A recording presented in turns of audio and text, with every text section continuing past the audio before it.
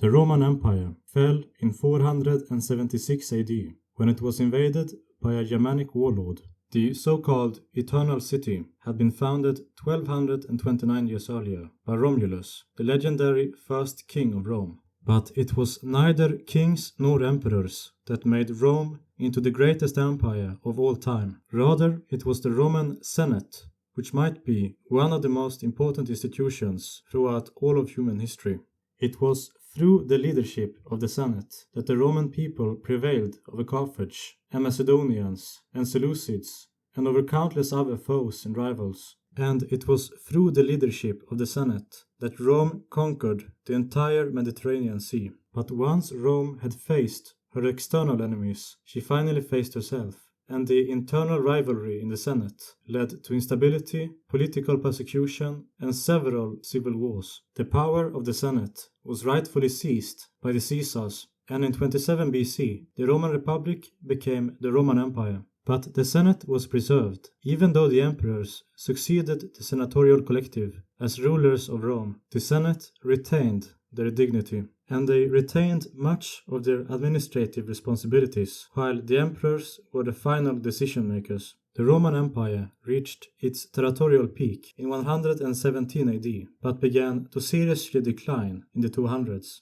And in 476 AD, Rome was finally invaded by a Germanic warlord named Odoacer. Odoacer defeated and killed the last ruler of the empire and declared himself King of Italy. Thus, he effectively put the final nail in the coffin of the Western Roman Empire. But the Senate of Rome survived the fall of the emperors as well as the fall of Rome itself. Once Odoacer had gained control over Italy, he needed to legitimize himself as a ruler, and he wanted to find common ground with his Roman subjects. Therefore, Odoacer prudently decided to preserve the Roman Senate. The Senate posed no serious threat to Odoacer's rule, since they at this point lacked military prowess and had become complacent in their role as civil servants. And yet they were extremely useful to Odoacer as civilian administrators. The cooperation of the Senate helped bridge the gap between Odoacer and his Roman subjects. In return, Odoacer upheld the dignity and rights